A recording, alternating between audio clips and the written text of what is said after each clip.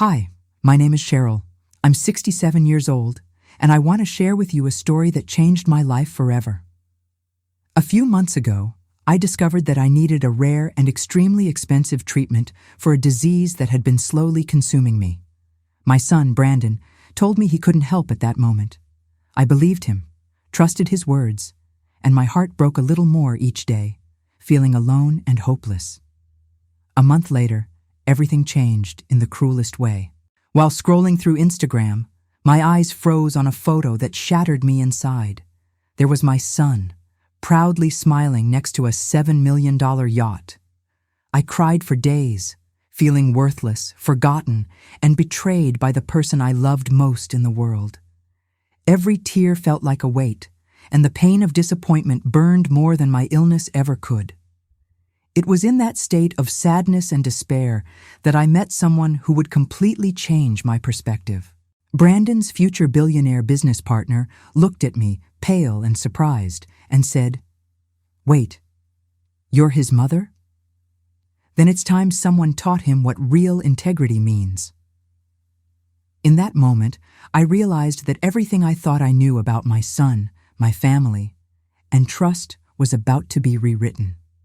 My heart filled with a mix of hope, fear, and curiosity because something big was about to happen. But before we continue, make sure to subscribe to the channel and write in the comments where you're watching from. I love reading the comments and seeing where everyone is from. Now, let's understand how this story really began. The light from my phone screen flickers against the pale walls of my small apartment, the only source of glow in a room that smells faintly of instant coffee and disinfectant. I sit at the kitchen table surrounded by a sea of medical bills, thin white papers that look harmless until you read the numbers printed on them. $180,000. That's what it will take to stop my body from attacking itself. $180,000 to breathe without pain. My fingers tremble as I scroll through Instagram, though I already regret opening the app. I know what kind of world waits inside it, shiny, curated, detached from people like me. But there it is, the post that feels like a knife through my chest. Brandon, my son, my only child. He's standing on the deck of a gleaming white yacht, sunlight bouncing off his sunglasses, his smile as bright as the ocean behind him. The caption reads, "New toy, worth every penny of those 7 million. Living my best life." My vision blurs. For a moment, I can't tell if it's from the screen's glare or the tears that have started to fall. I whisper his words under my breath. 7 million. He said he couldn't help me. I remember that afternoon at the coffee shop 3 weeks ago. The smell of roasted beans, the warmth of the cup in my hands, the hope fluttering weakly inside my chest as I told him about the treatment. "Mom, I'm really tight right now," he had said, not meeting my eyes. "Business investments, you know? I just can't help with the treatment. Maybe later." Maybe later. I had smiled through the sting. "Of course, sweetheart, I understand." But I didn't. How could I? I spent 30 years raising him, holding his fevered forehead, staying up through nights when he had nightmares about monsters under the bed. I worked double shifts as a nurse, missing birthdays and Christmas mornings just so he could have everything I never did. And now, when I needed him the most, he had turned away. I look around the apartment. The wallpaper is peeling. The heater makes a low, rattling sound. It's a modest place, but it's mine. And yet tonight, it feels unbearably small, like the walls themselves are closing in with the weight of disappointment. The tears come harder now. I drop my phone on the table and press both hands to my face. "He said he couldn't help me," I whisper to the empty room. My own voice sounds foreign. He said he couldn't help me. A picture of him at age 6 hangs crookedly on the wall above my fridge. He's holding a homemade birthday cake, grinning with frosting smeared across his cheek. That boy loved me once, I think. That boy used to bring me dandelions from the park and tell me they were the prettiest flowers in the world. I wonder when that boy disappeared. The phone vibrates against the table, jolting me back to the present. I wipe my face and glance at the screen. Margaret, my best friend for over 30 years. She was there when Brandon was born, when my husband left, when the diagnosis came. I answer with a shaky breath. Hey, Mags. Cheryl? Oh, honey, you sound awful. What's wrong? I hesitate. It's nothing. Just tired, I guess. Don't lie to me. I know that tone. Did something happen with Brandon again? A lump forms in my throat. He bought a yacht, I say softly. $7 million. There's silence on the other end, followed by a sigh so deep it sounds like grief itself. Oh, sweetheart. I hear her moving around, maybe pacing. Listen, she says finally, her voice steady now. I called because I found something, a foundation that helps people with medical expenses, especially rare diseases. It's called the Morrison Medical Foundation. They helped my cousin last year. You should apply, Cheryl. Please. I almost laugh through the ache. You think they'd help me? I know they would. Promise me you'll at least look into it. I glance again at the pile of bills, at the cruel math that dictates my days. Okay, I whisper. I promise. We hang up, but I keep holding the phone long after the call ends. The room is silent again, except for the ticking of the old clock on the wall. I stare at the screen until my reflection fades into the darkness behind me. Outside, Boston hums with distant life, sirens, laughter, the rhythm of people who still believe the world is fair. I used to be one of them. I used to tell my patients, there's always hope. Now I'm not so sure. I stand and walk toward the small window overlooking the street. The air is cold. I can see my breath fogging the glass. Somewhere out there, my son is probably toasting champagne under warm lights, surrounded by friends who cheer him on. I want to hate him for it. I want to erase the image of that smile, that yacht, that careless caption. But underneath the anger, there's something else. A deep, hollow ache of love that refuses to die, no matter how much it hurts. When I finally crawl into bed, the bills still cover the table. The room smells of salt, my tears, or maybe the sea from his photo. I stare at the ceiling until sleep takes me, and in that half-dream place, I hear my son's voice from years ago. Don't worry, Mom. One day, I'll take care of you. I wake up with a start, clutching the blanket to my chest. The promise echoes in my ears like a ghost. Maybe Margaret is right. Maybe there's still one door left to open. But deep inside, a quiet voice whispers something I can't ignore. Whatever she's about to tell me will change everything. Margaret insisted we meet at a small diner in Cambridge, one of those places with cracked leather booths and a perpetual smell of bacon and coffee that clings to your clothes long after you leave. I arrived early, my hands trembling slightly, fingers clutching my purse like a lifeline. I felt exposed, sitting in public with my worries spilling inside me like a storm I couldn't control. The weight of the bills, the fear of the treatment, and the image of Brandon's white yacht hovering behind my eyelids made every breath heavy. Margaret was already there, waving from the corner booth with that familiar warmth that made it impossible not to feel safe. She had that way of seeing straight through me, reading every tiny tremor and sigh, and I wanted to disappear. But her eyes held no judgment. She just smiled and gestured to the seat opposite her. I sat down, my knuckles white against the edge of the table. The diner was noisy, clattering plates, a radio softly playing old jazz, but Margaret's presence made the space intimate, almost sacred. She slid a brochure across the table toward me, and the words, Morrison Medical Foundation, caught my eye immediately. I stared at it for a long moment, hesitant, unsure if I dared hope. They helped my cousin last year, Margaret said softly, her voice steady but gentle, like a hand on my shoulder. You should apply, Cheryl. They're good people. I wanted to believe her. I wanted to feel that spark of hope. My hands hovered over the brochure as if it were a fragile bird, too delicate to touch. Good people. Do they really exist?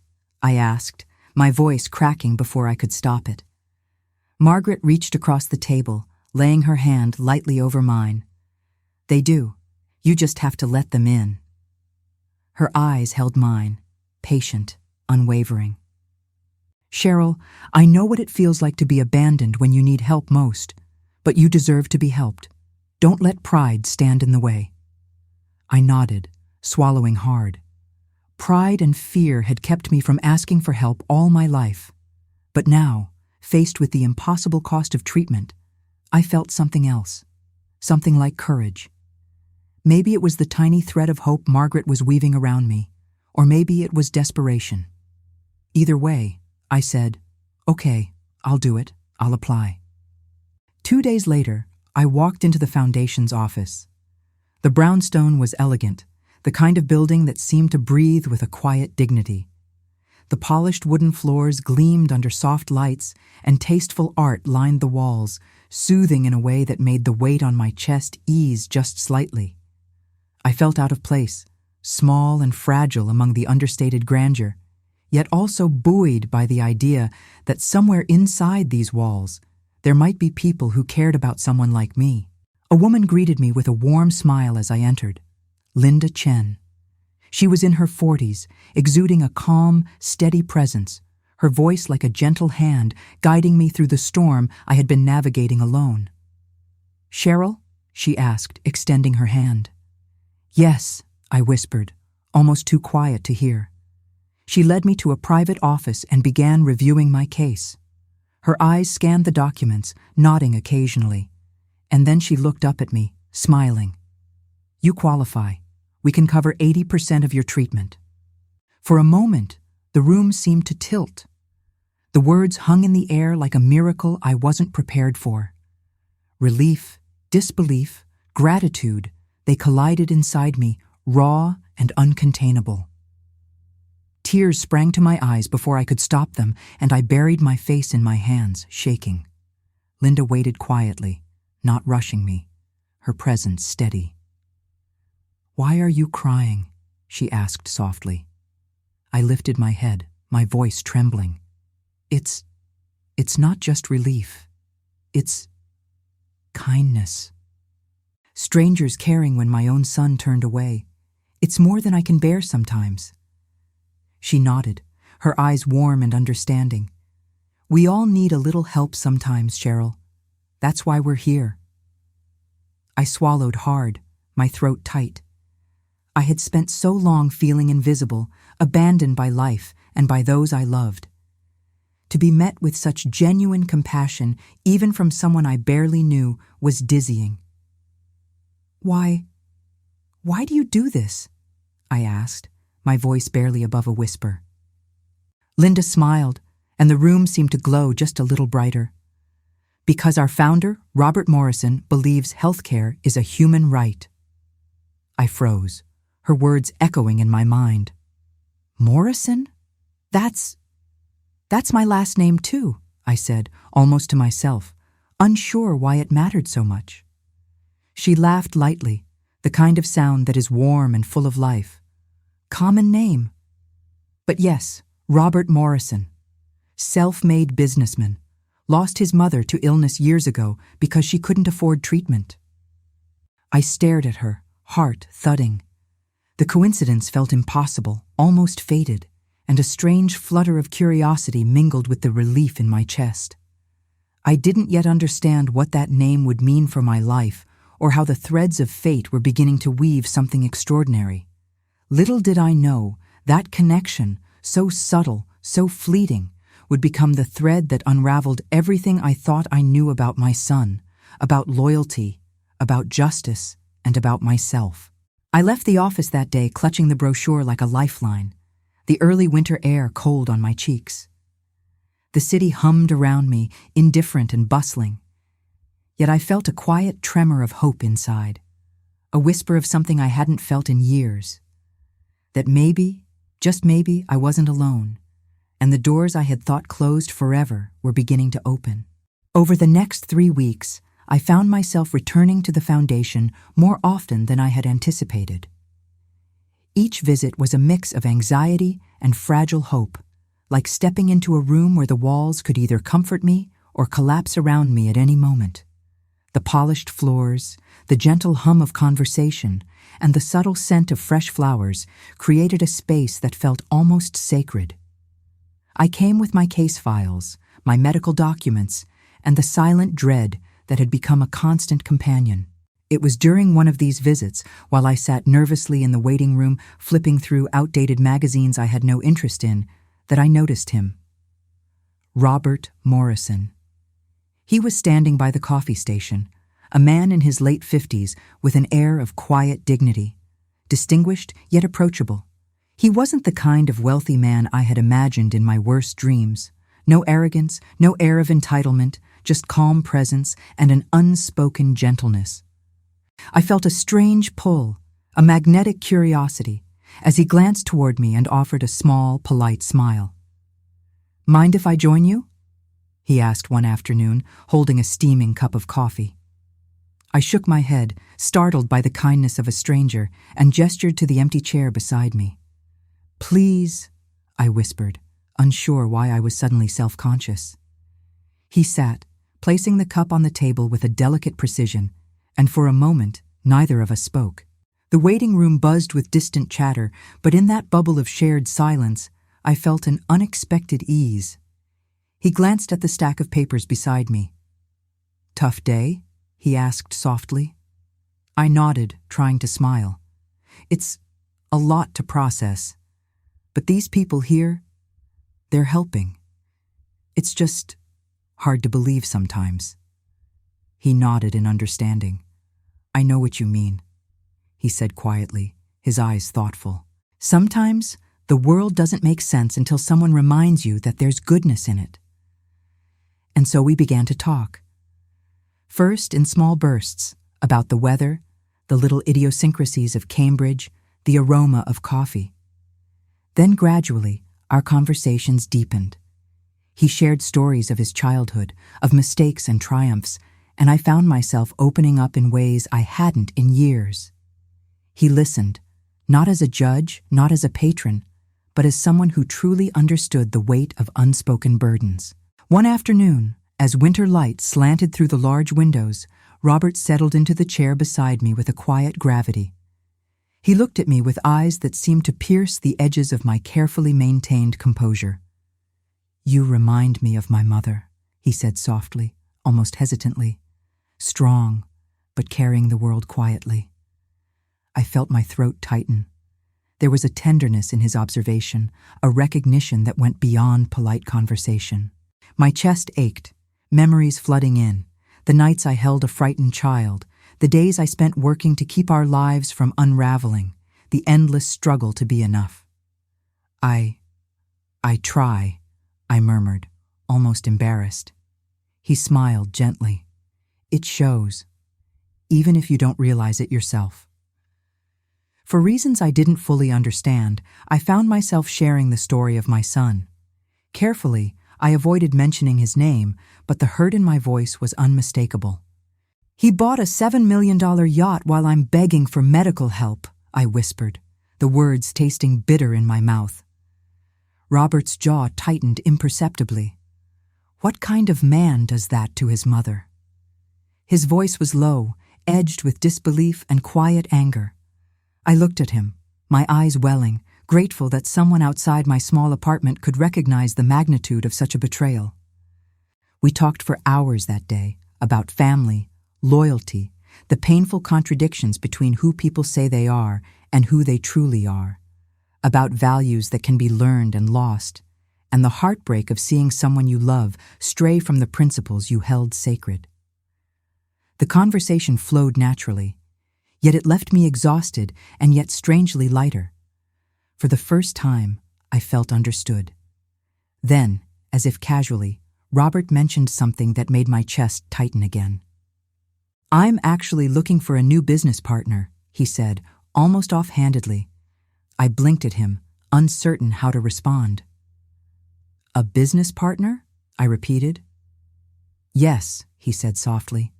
"Someone who understands that success means nothing without integrity. someone who believes that achievements are hollow if they're built on deceit or selfishness. The weight of his words settled on me, mingling with a flicker of something I hadn't allowed myself to feel in years. Possibility. Maybe he didn't know it, but in a way, he had already begun to restore a faith I thought was lost. I glanced at my watch, realizing I had lost track of time entirely. "I should get going," I said, rising slowly. "I have to pick up some documents from my son's office." Robert looked at me with curious attention. "What's your son's name?" he asked casually, almost innocently. "Brandon," I replied, not expecting any reaction. His face went still. The gentle warmth drained from his features, replaced by a sharp, almost imperceptible hardness. For a moment, time seemed suspended, and I felt a ripple of unease. There was something unspoken in that change, a quiet gravity that pressed down on me. I didn't understand it yet, but I knew in the marrow of my bones that this coincidence, our chance connection, our shared humanity, was about to change everything. As I walked away that afternoon, the crisp winter air biting my cheeks, I clutched my coat tightly around me. The city moved with its usual rhythm, people hurrying along sidewalks, taxis honking, the world oblivious to the small, trembling drama unfolding in my life. And yet, inside me, something had shifted. For the first time in weeks, I felt that my story wasn't written yet. That even amidst betrayal and despair, the threads of hope, justice, and perhaps even redemption were beginning to weave themselves quietly, inexorably around my life. And as I glanced back once more at the building, at the place where strangers had begun to care, I couldn't shake the feeling that my life, my very understanding of family, trust, and integrity, was about to be turned upside down in ways I could never have imagined. That evening, my phone rang, jolting me from the fragile sense of calm I had clung to all day. The screen displayed Robert's name. I hesitated for a breath, feeling a mixture of anticipation and unease before answering. "Cheryl, we need to talk," his voice said, low and urgent. "In person. Now." My heart skipped a beat. The urgency in his tone was unusual. Robert had always been calm, measured, steady. Something had shifted. "Now?" I asked, my voice barely above a whisper. "Yes," he replied. "Please, I promise you'll understand everything when we meet." The streets of Back Bay glimmered under streetlights as I walked toward the restaurant he had chosen. The quiet hum of the city felt almost deafening. My mind raced, imagining all the possibilities, none of them comforting. Was this about Brandon? Could it be about the foundation? My chest tightened with each step, the cold air biting through my coat. When I entered the small, elegant restaurant, the lighting was warm and subdued. It smelled faintly of roasted coffee and something rich, like caramelized onions or buttered bread. Robert was already seated at a corner table, his hands resting on the polished wood. But they were shaking, just slightly, and when he noticed me, he gestured for me to sit, his expression serious. He slid a folder across the table toward me.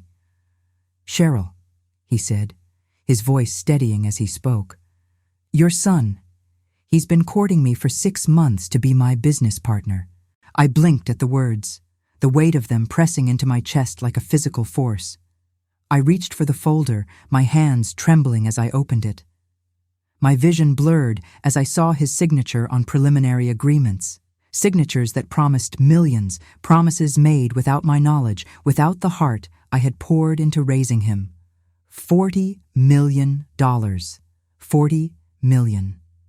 The number was obscene, surreal, almost cruel when juxtaposed with the bills that had haunted my kitchen table for weeks. My throat tightened. 40 million, I whispered, unable to believe it. Robert leaned closer, his voice low, measured, yet tinged with anger I hadn't heard from him before. He told me he was a self-made man, a family person, built on strong values. I laughed bitterly, the sound hollow and jagged. "He learned those values from me," I said, my voice trembling. "Then he forgot them." Robert nodded slowly, absorbing the weight of my words. There was a quiet understanding in his eyes, a shared recognition of betrayal. The air between us was thick, not with tension alone, but with the heavy accumulation of truths we both had just confronted. He took a deep breath. The contract signing ceremony is in 4 weeks. Public event, press coverage, everything will be official then. I pressed my hands to the table, feeling the wood dig into my palms, grounding me. He's counting on this deal, isn't he? I asked quietly, the question more a statement of despair than curiosity. Robert's gaze met mine across the table, and in that moment I felt the full weight of the situation. His entire financial future depends on it, he confirmed, his voice steady but low, careful not to raise alarm unnecessarily. I swallowed hard, my mind spinning. I thought of the nights I stayed awake, worrying about him, sacrificing everything I had for his happiness and future. And now it seemed as if all my efforts had been met with calculation rather than gratitude, with ambition instead of love. We sat in silence for a long moment, the gentle clinking of glasses and the muted conversations around us fading into a quiet hum. My fingers tightened around the edge of the folder, the paper crisp beneath my palms. The thought that perhaps justice could finally intersect with this betrayal made my heart race, mingled with a pang of fear. Robert leaned back slightly, then forward again, his gaze unflinching. "What if," he said slowly, deliberately, "we gave him exactly what he deserves?" The words hit me with a strange, electric clarity. Exactly what he deserves. Not more, not less. Justice balanced with precision, tempered by the reality of his choices. My chest felt tight, the air thick with the gravity of his statement. For a moment, I couldn't speak, could only let the idea settle into my mind like a seed ready to bloom. I realized then that this was more than retribution. This was opportunity, the chance to reveal truth, to ensure that deception could not hide behind charm and ambition. I could feel a new energy rising within me, mingled with the bitterness of betrayal and the raw ache of past abandonment. It was terrifying and exhilarating all at once.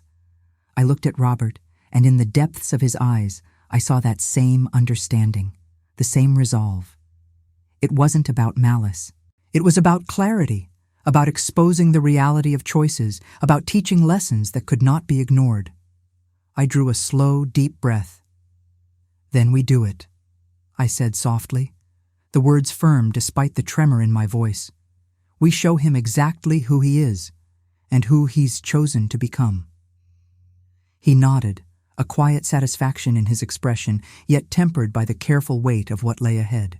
Our hands hovered briefly over the folder, a silent pact forming between us. Two people bound by empathy, by the betrayal of someone we both cared for, and by a shared sense of moral precision.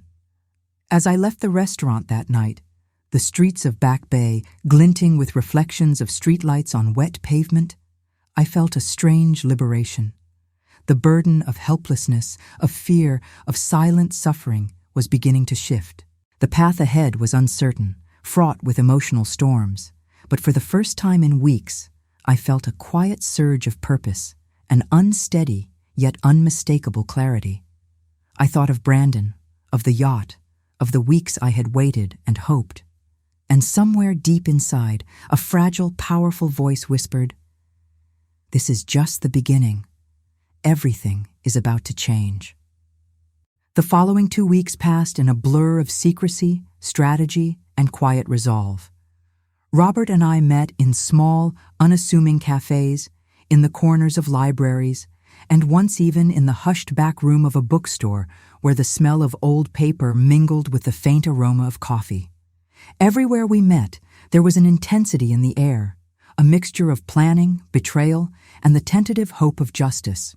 Every meeting began the same way, with me taking a deep breath, clutching my purse as if it contained the strength I sometimes lacked, and Robert sliding across his own papers, his hands steady, his gaze thoughtful. We pored over Brandon's business proposal together, examining every line, every promise, every financial projection. And slowly, piece by piece, the facade he had built began to crumble. Robert's eyes darkened as he pointed to discrepancies in the documents. "Cheryl," he said quietly, "he's inflated his credentials. He misrepresented his assets. He's been lying to everyone." I felt my stomach twist. The reality of the betrayal I had suspected, feared, and half ignored for weeks was now staring me in the face in stark black and white. I traced the lines of the documents with my fingers as though touching them could somehow soften the truth. "He's still my son," I whispered, my voice trembling. "But what he did?" My sentence faltered, lost in a tangle of love, disappointment, and disbelief. Robert reached across the table, placing a hand gently over mine. "Cheryl," he said, his voice steady and calm, "sometimes doing what's right isn't about who they are to you. It's about the truth, and the truth can't be ignored, even when it's painful." Margaret joined us one morning over coffee, her presence like a warm anchor amidst the storm of uncertainty. I watched her carefully, noticing the gentle concern etched into her features. "Cheryl," she said softly, stirring her cappuccino, "helping someone doesn't mean letting them hurt you. You've spent a lifetime giving and protecting, but sometimes you have to protect yourself too." Her words sank into me, and for the first time in weeks, I allowed myself to breathe. I realized that this wasn't vengeance. It was clarity. It was about revealing reality and letting consequences align with actions. The decision weighed heavily on me, but a strange calm began to seep through the anxiety and heartbreak.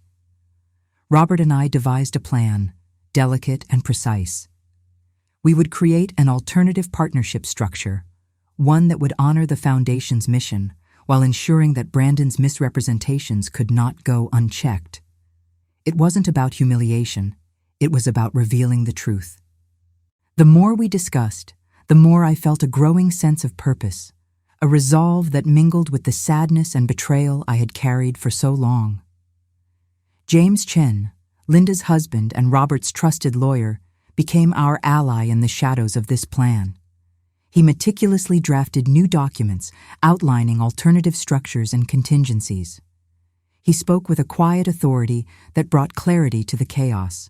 "The beauty of this," James explained one afternoon as we gathered around a small table cluttered with papers and pens, "is that it's completely legal and ethical. We're not destroying Brandon. We're revealing who he really is." Even with such careful planning, sleepless nights became routine. I lay awake in the dark of my apartment, the hum of Boston streets outside my window, a constant reminder of life continuing despite my private turmoil. Every time doubt crept in, threatening to paralyze me with fear or guilt, I reminded myself of the bills that had once stacked impossibly high on my kitchen table. The strangers at the Foundation, people who had never met me, had cared enough to ensure my treatment could happen. And yet, my own son had turned away. That contrast was a bitter medicine I could not swallow, but could not ignore.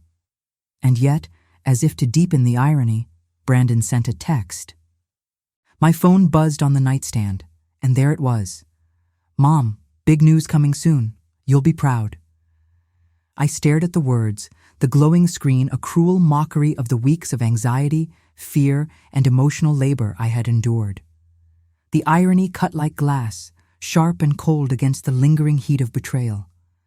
I clenched my fists, feeling both the sting of his naivety and the bitter amusement at the perfect timing of his message. Sitting there in the dark, I thought of the plan Robert, James, and I had laid out, of the careful way we would ensure truth and integrity prevailed. I felt a sense of calm begin to rise inside me, a quiet fire that replaced the fear and sadness. It wasn't revenge, not really. It was reclamation. It was setting the world right where deception had tried to claim the upper hand.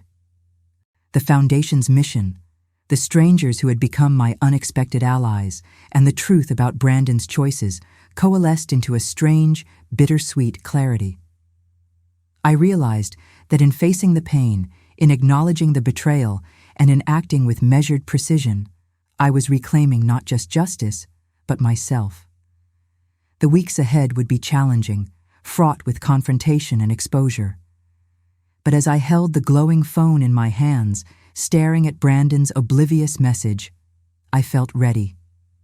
For the first time in years, I felt strong, deliberate, and unafraid.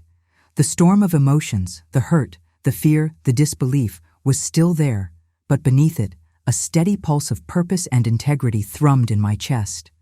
And in that pulse, I recognized something I hadn't felt in a long time: the quiet, fierce certainty that the truth finally would prevail, and that I would emerge from this not just intact, but renewed, resilient, and empowered. It was a gray, drizzling afternoon when the doorbell rang unexpectedly. I had been sitting quietly by my kitchen window, staring at the scattered papers of my treatment schedule, letting the soft rhythm of rain soothe the restless thoughts swirling in my head. I hadn't been expecting anyone, and the sudden chime sent a shiver through me. I opened the door to see Brandon standing there, casual and confident, as though the world owed him something. His designer coat was unbuttoned, his hair perfectly styled, his expression light, carefree. He stepped in before I could react, as though he belonged. "Mom," he said breezily, a small smile on his face. "You look better. Treatment working?" I felt the urge to scream, to shake him and demand why he had turned away when I needed him most.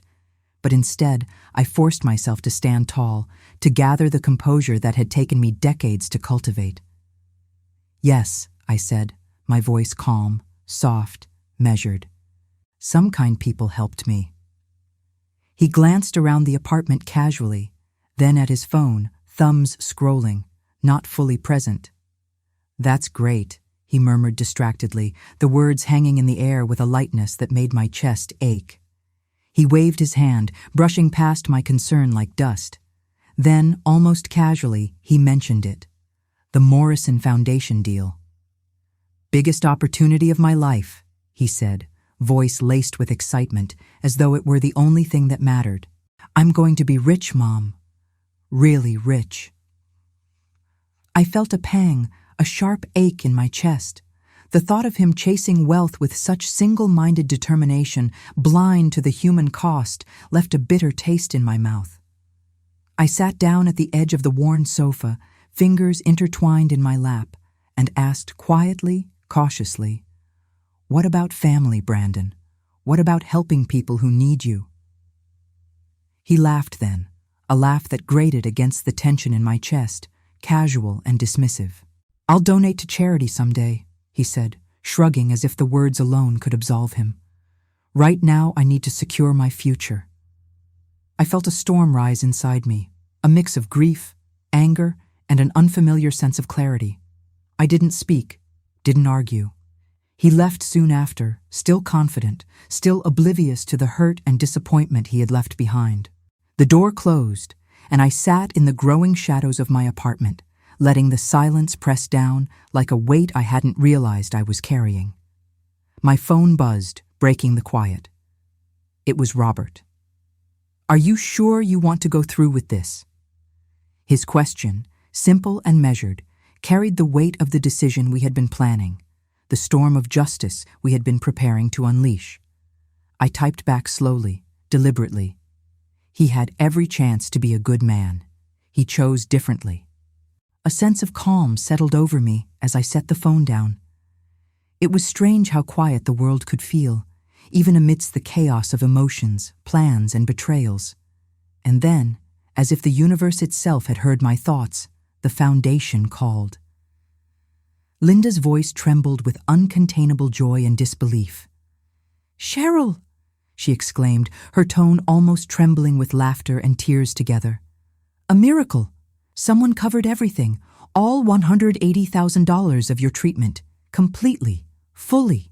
It's unbelievable." I sat there, stunned, letting her words sink in. My hands trembled slightly as I held the phone, my heart swelling with gratitude, disbelief, and a quiet warmth I hadn't felt in months. I knew, without being told, whose hand had guided this miracle. Robert. His quiet justice had reached into my life in the most intimate and human way, restoring not only my hope, but also my ability to breathe freely for the first time in weeks. Tears blurred my vision, but I smiled. Not a smile of triumph, not yet, but a smile of relief, of quiet strength, of resilience. I could finally pay my medical bills, secure my treatment, and begin to imagine a life not dictated by fear or desperation, but by choice and dignity. 3 days later, the calm was once again punctuated by Brandon's voice. My phone rang, and his name lit up the screen.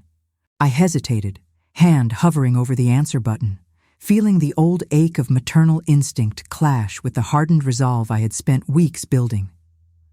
"Mom," he said casually, almost too easily. "You should come. See your son succeed." The words, meant to entice, to reassure, hit me differently this time. There was no warmth, no consideration for the months of neglect, no recognition of the pain he had caused. My heart hardened. A slow, deliberate armor forming around the tender places he had bruised so long ago. I didn't respond immediately. I set the phone down and let the silence stretch, feeling the weight of my choices, my purpose, and the storm gathering around the life I had been carefully reconstructing. For the first time, I understood fully that this wasn't just about money or a yacht or even betrayal. It was about truth, integrity, and reclaiming the life I deserved. It was about showing, through quiet but unyielding resolve, that a person who had been hurt, who had been betrayed, could rise, could protect themselves, and could shape the world around them without losing the essence of who they were. I looked out the window at the gray Boston sky, letting the soft drizzle cleanse the heavy emotions that had been pressing down on me. The storm was gathering, yes, but it was not the kind that destroyed. It was the kind that revealed, that tested, that allowed for clarity and justice to emerge. And in that quiet, shadowed apartment, I felt a strange, powerful anticipation. I felt the balance of the coming days settle around me like a promise. Brandon may have believed he controlled his destiny, but the truth, patient, deliberate, just, was about to make itself known. For the first time in weeks, I allowed myself to breathe deeply, knowing that when the storm finally broke, I would stand not as a victim, but as a woman reclaimed, resolute, and ready for the reckoning that had long been overdue. The grand ballroom at the Boston Harbor Hotel gleamed in the late afternoon light, the chandeliers sparkling like frozen stars and the polished floors reflecting a quiet elegance that demanded attention. I stood at the edge of the room for a long moment, taking it all in. The grandeur, the hushed anticipation in the air, the faint scent of roses and fresh linens. It was beautiful, almost overwhelming, and yet beneath all the opulence, I could feel the weight of everything that had brought me here.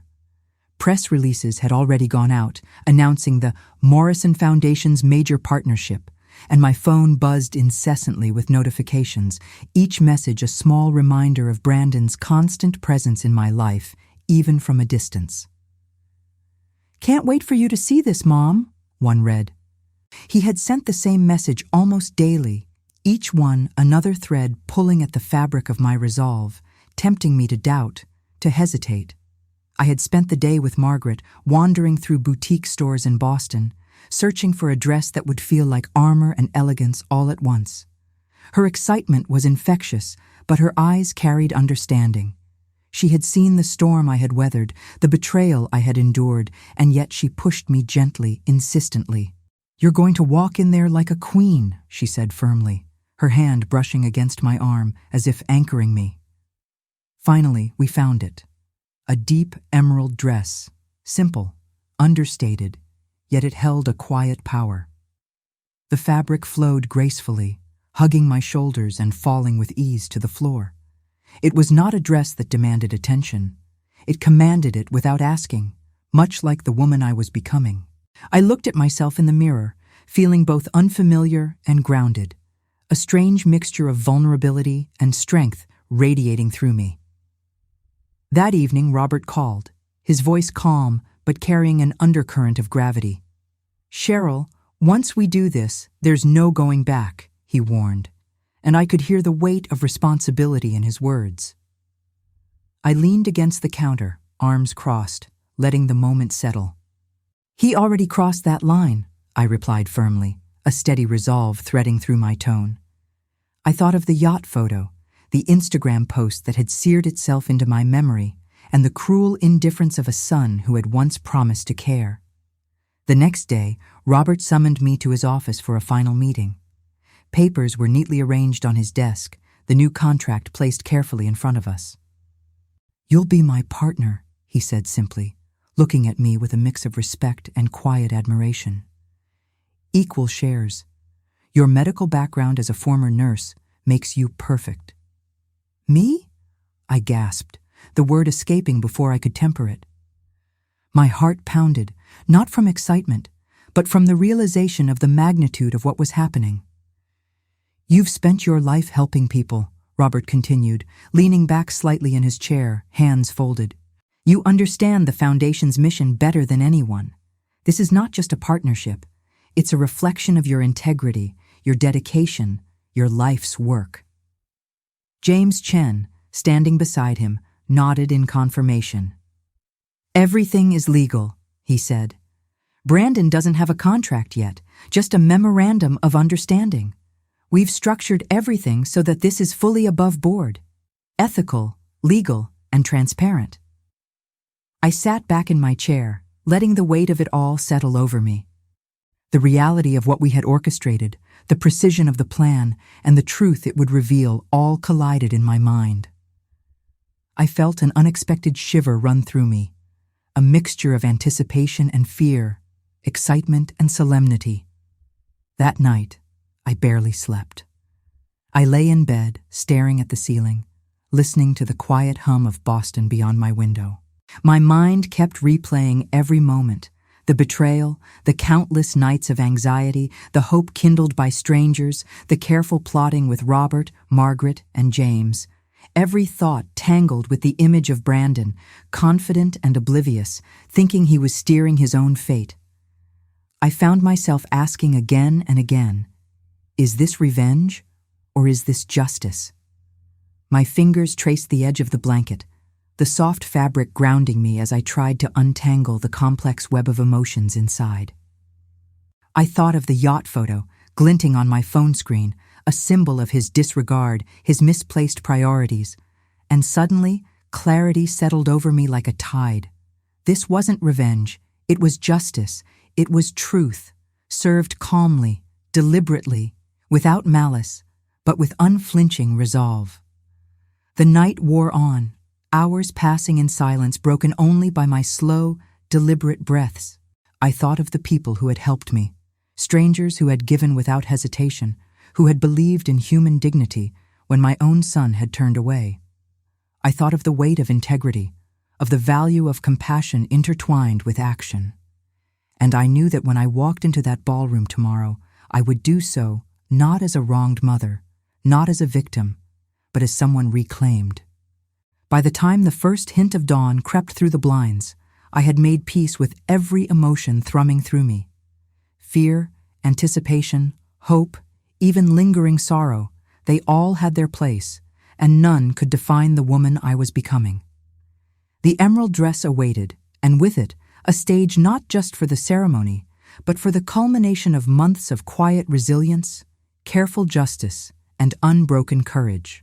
Tomorrow, the world would see not just the unfolding of a business partnership, but the emergence of a woman who had survived betrayal, illness, and doubt, and who now stood prepared to claim her dignity, her power, and her truth. The yacht photo lingered in my mind, a reminder of why I could never falter. And for the first time in months, I felt ready, not angry, not bitter, not afraid, but steady, resolute, and quietly, fiercely triumphant. The morning of the ceremony arrived with a crisp clarity, the kind that makes the world feel both immense and intimate at the same time. Boston Harbor shimmered through the tall windows of the grand ballroom, sunlight bouncing off the water and casting a golden hue across the polished floors. The room itself was breathtaking. Chandeliers hung like frozen constellations, their light refracting into delicate prisms over white linen-covered tables. Roses in shades of crimson and blush adorned every corner, their fragrance weaving into the anticipation that buzzed subtly through the air. Brandon arrived early, as I expected, his confidence filling the room like a storm. The $5,000 suit clung perfectly to his tall frame, his tie sharp, his smile practiced, as though every detail had been curated to perfection. He moved through the crowd with ease, shaking hands, nodding politely, offering the casual charm of someone used to attention. Investors and reporters leaned in, ears perked for sound bites, ready to record the next big success story. His laughter rang out occasionally, too carefree, too practiced, and I felt a familiar pang, a mixture of resentment and quiet, steady resolve. I lingered at the side door, the soft fabric of my emerald dress brushing against my legs, the silk cool and grounding against my skin. Margaret stood behind me, her presence a calm anchor in the storm of nerves and anticipation. Her hand brushed mine, and she whispered, "You look incredible. Now go show him what strength really means." Her words felt like a benediction, a shield, a reminder that I was no longer the woman who trembled before betrayal. I stepped inside, moving slowly, deliberately, letting the soft echo of my heels on the marble floor remind me of every choice that had led me here. The murmurs of conversation dimmed in the periphery, replaced by the rhythmic pounding of my own heart. And then I saw him, Brandon. His eyes caught mine, a flash of surprise, disbelief, something unguarded for the first time in months. "Mom?" he said, his voice caught between shock and incredulity. "I didn't think you'd actually come." I allowed a small, composed smile to form. "Wouldn't miss it for the world, son," I said, my tone cool, steady, deliberate. The words hung between us like a veil of quiet authority, a reminder of the consequences of neglect and disregard. Robert took the stage at that moment, microphone in hand, his presence calm, commanding, and filled with the quiet weight of purpose. "Thank you all for coming to this momentous announcement," he began, his voice steady, resonant, weaving the room into a hush of anticipation. Brandon straightened his tie reflexively, a faint sheen of nervousness glimmering under his polished exterior. He shifted forward slightly, assuming the posture of someone ready to claim accolades he believed were already his. But the room's focus shifted subtly, almost imperceptibly, as Robert's words began to shape the narrative in ways Brandon had not anticipated. "For months, I've been searching for a partner who embodies our foundation's values," Robert continued, his eyes scanning the room, then settling on me with an almost imperceptible nod. "Someone who understands sacrifice, compassion, and true service to others." The words hung in the air, pregnant with meaning, and I felt a quiet tremor of power ripple through me. I had imagined this moment countless times in the quiet of my apartment, in the dim glow of my phone screen, and now it was here, immediate, tangible, alive. The room held its breath collectively, caught in the anticipation of revelation, the delicate suspense of truth finally unveiled. Robert's gaze swept across the assembly, acknowledging every investor, every reporter, every board member before returning to me. The air seemed to thrum with energy, the tension a living pulse. And then he said the words that shifted everything. "I'm honored to announce my new partner, Cheryl Morrison." The sound of my name echoed through the ballroom, a melody of justice, resilience, and quiet triumph. Gasps mingled with applause, a rising tide of sound that felt both surreal and grounding. I could see the confusion flicker across Brandon's face, the color draining slightly as he realized this was not the story he had rehearsed, the script he believed would unfold. I stood tall, the fabric of my dress flowing around me, and took a measured step forward. Every glance I met, reporters' pens poised, investors' eyes widening, reflected fragments of the journey that had led me here. The nights of fear, the relentless hope, the kindness of strangers, and the deliberate orchestration of truth. I felt Margaret's hand brush mine again briefly, grounding me, reminding me that I was not alone in this moment, that my strength had been forged through struggle and resilience. Brandon opened his mouth, perhaps to speak, to protest, to claim the narrative, but no words came. His polished exterior, the confidence he had carried into every boardroom and coffee shop, faltered under the weight of the reality unfolding before him. I exhaled quietly, a long, deliberate breath, letting the tension fall away. I wasn't here to humiliate, not truly. I was here to embody every value he had ignored, to show what integrity, courage, and quiet resilience could achieve. I felt a surge of warmth in my chest, a sense of reclamation that had nothing to do with vengeance and everything to do with truth. Robert's eyes met mine, a shared understanding passing between us. The foundation, our work, the lives touched by compassion and integrity. All of it had led to this moment, a convergence of justice, perseverance, and the quiet power of a woman who had been underestimated, overlooked, and dismissed. And as I took my place beside him, the applause swelling, the cameras flashing, and the room holding its collective breath, I realized that this was not only a grand reveal of partnership. It was the unveiling of who I had become, of what could rise from pain, betrayal, and neglect. I was no longer merely Cheryl Morrison, a mother wronged and a patient in need. I was Cheryl Morrison, a force of purpose, integrity, and undeniable strength, standing in the light that I had fought so hard to claim. The moment Robert spoke my name, the room erupted. Gasps of surprise collided with a swell of applause, the clatter of cameras flashing like staccato punctuation marks across the marble floors. The chatter, the casual murmurs of anticipation, vanished as eyes turned toward me, scanning, curious, astonished. I could feel Brandon's gaze from across the room before I even looked at him, and when I did, I saw the color drain from his face. "What? What is this?" He stammered, voice tight, disbelief etched into every line of his face. The confident mask I had known for so long cracked, revealing vulnerability, shock, and the faintest trace of fear. He stepped forward, but the energy of the room pressed against him, a tide he hadn't anticipated, and I realized he had been counting on everything going smoothly, on no resistance, on unquestioned success.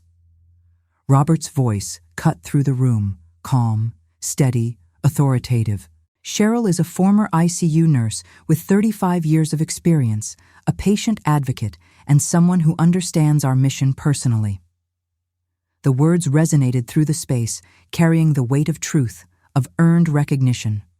I moved forward, each step deliberate, the emerald fabric of my dress swaying softly, a quiet contrast to the storm of attention around me. Cameras flashed as I joined Robert on stage, the light catching in the soft highlights of my hair, the curve of my smile, the quiet dignity that had been forged through months of struggle, betrayal, and hope. Brandon pushed through the crowd toward me, desperation in his posture, urgency in his voice. "This is a mistake. We had a deal," he shouted, his words slicing through the air, sharp and jagged.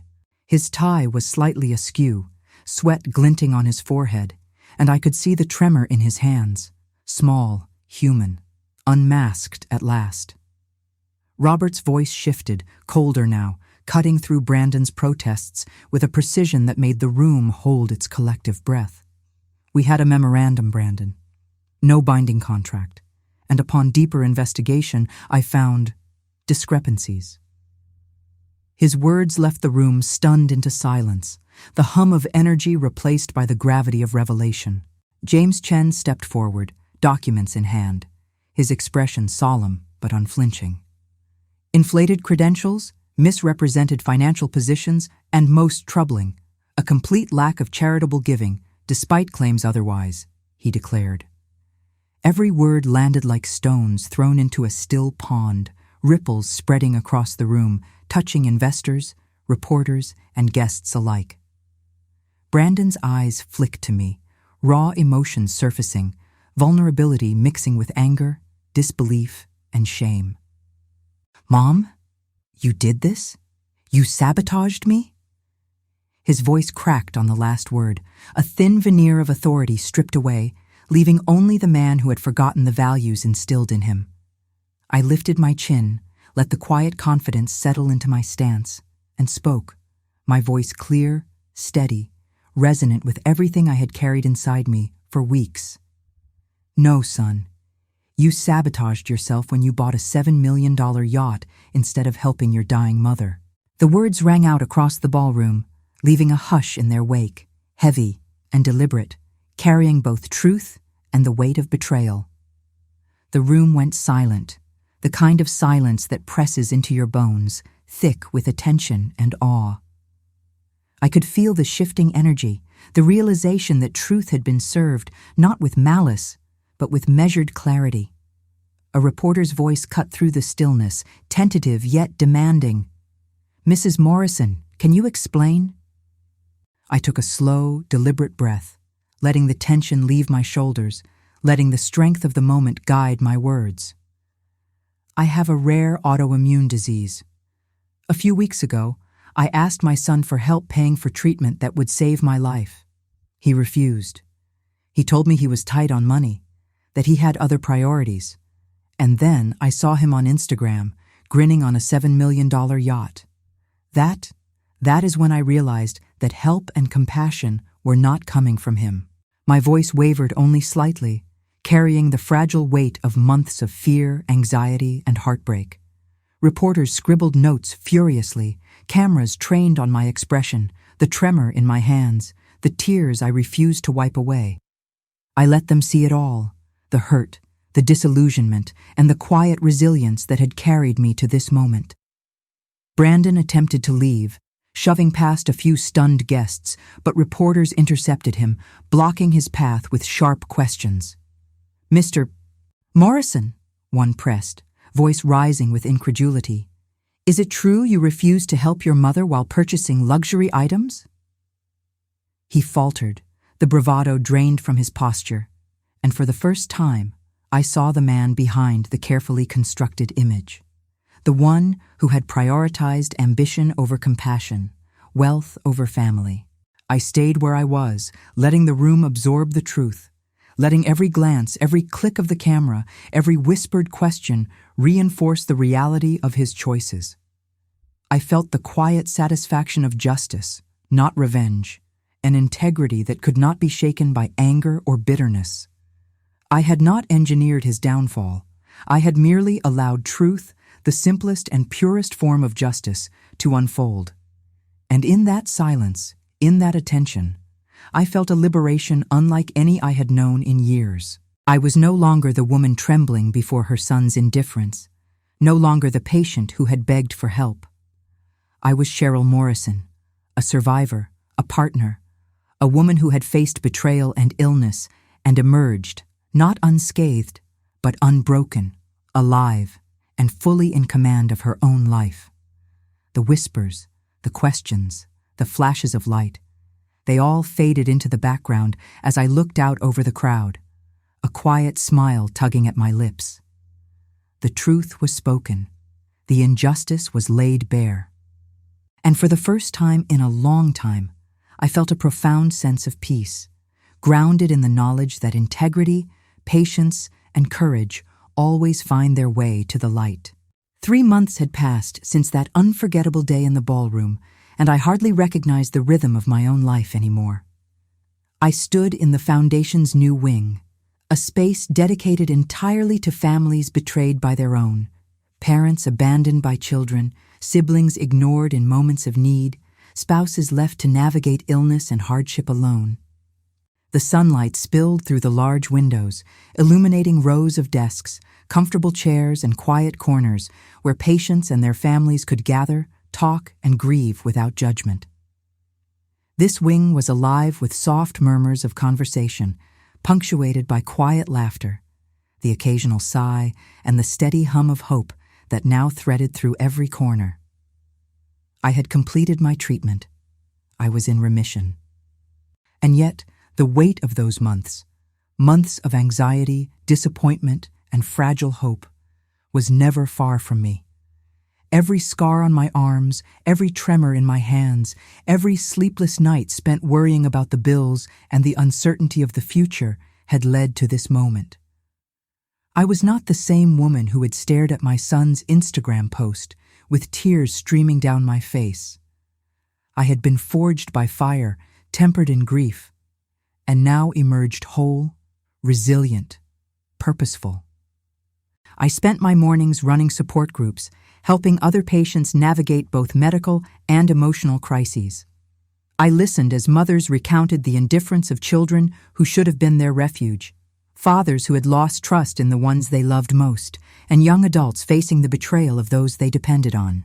I shared my story sparingly, letting them find their own strength, but always reminding them that survival is not just about enduring, it's about reclaiming control, finding purpose, and honoring your own worth. Margaret joined me one afternoon for coffee, settling into a chair across from me with that familiar sparkle in her eyes. "So," she said, stirring her cappuccino, "how does it feel, being a successful businesswoman?" Her tone was teasing, but I could see the genuine curiosity and pride in her gaze. I smiled, letting the sunlight touch the edges of my face. "It feels like I finally found my purpose," I said. And for the first time in years, the words felt true in every fiber of my being. Purpose was no longer about survival, about chasing someone else's approval or waiting for my son to act responsibly. It was about the lives I could touch, the healing I could facilitate, the hope I could cultivate in others who had known betrayal. Brandon had sent one email in the month since that night. Just a line, "I hope you're happy." I had never responded. The message sat, unread, in my inbox for weeks, a relic of a relationship that had been irrevocably altered by his choices and my own journey towards self-respect. Responding would have reopened old wounds, and I no longer had the desire to relive the bitterness of disappointment. My focus was forward, not backward. One afternoon, Robert walked into the room, his presence steady, warm, and familiar, accompanied by a young woman whose face bore traces of worry and exhaustion. "Cheryl," he said, a smile softening his distinguished features. "This is Amanda. Her daughter refused to help with her cancer treatment."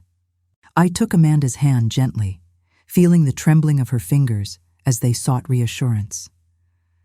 "You're in the right place," I said softly, meeting her eyes. "Let me tell you about the strength you didn't know you had." And in that moment, I realized how much my own journey had prepared me to guide others, not as a teacher, not as an authority, but as someone who had lived the fear, the betrayal, and the slow, steady reclamation of self-worth. That evening, after the foundation closed and the hum of activity faded into quiet, I stepped onto the balcony of my new apartment, overlooking Boston Harbor. The lights of the city shimmered on the water, distant boats cutting through the reflections, and the scent of the sea mixed with the faint aroma of evening flowers. I allowed myself a long, steady breath, feeling the cool air brush against my face. I thought about the woman I had been, the one who was afraid, betrayed, diminished, who had spent nights crying over a child who prioritized wealth over love. And then I thought about the woman I had become, powerful, purposeful, alive.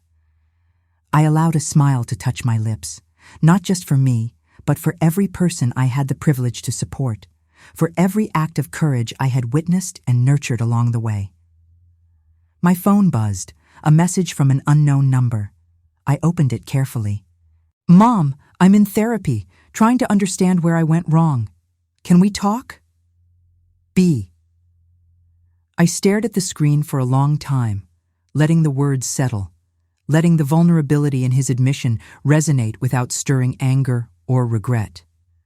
This was not the Brandon who had dismissed my pain, but perhaps the beginning of someone learning the weight of their actions. Finally, I typed back slowly, deliberately, the keys clicking under my fingers. When you're ready to listen, not just talk. Until then, I'm busy living. I deleted the message, my heart steady, my purpose intact.